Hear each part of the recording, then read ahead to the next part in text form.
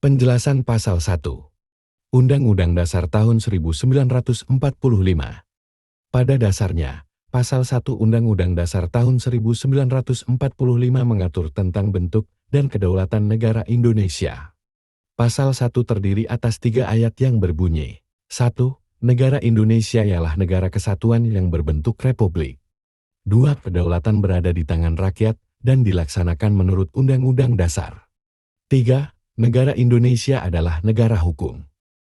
Dalam Pasal 1 Ayat 1 Undang-Undang Dasar tahun 1945, termaktub bahwa Indonesia adalah negara kesatuan. Menurut Freki Suara, negara kesatuan adalah bentuk kenegaraan yang paling kokoh jika dibandingkan dengan federal atau konfederasi.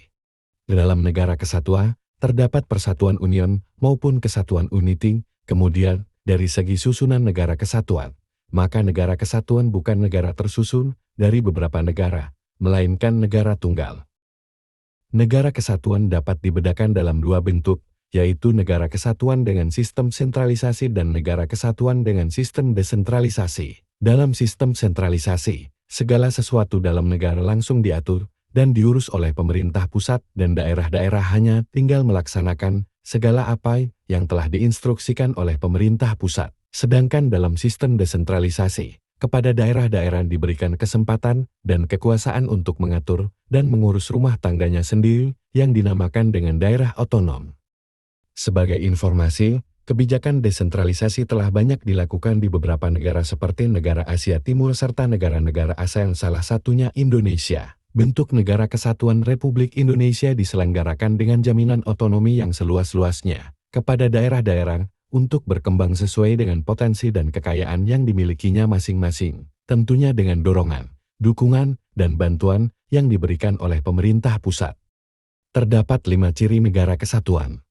1. Hanya ada satu konstitusi yang berlaku di seluruh negara yang bersangkutan. 2. Ada satu pemerintahan di tingkat pusat yang berdaulat. 3. Seluruh penduduk hanya mempunyai satu kewarganegaraan. 4. Terdapat satuan pemerintahan lokal yang merupakan subdivisi pemerintah pusat dengan wewenang kepala daerah yang bersifat absolut. 5. Hanya pemerintah pusat yang berwenang menjalankan hubungan luar negeri. Arti negara republik. Istilah republik berasal dari bahasa Latin res publica yang artinya kepentingan umum. Negara republik adalah negara dengan pemerintahan rakyat yang dikepalai oleh seorang presiden sebagai kepala negara yang dipilih dari dan oleh rakyat untuk suatu masa jabatan tertentu. Biasanya, presiden dapat dipilih kembali setelah masa jabatannya. Pengertian kedaulatan rakyat.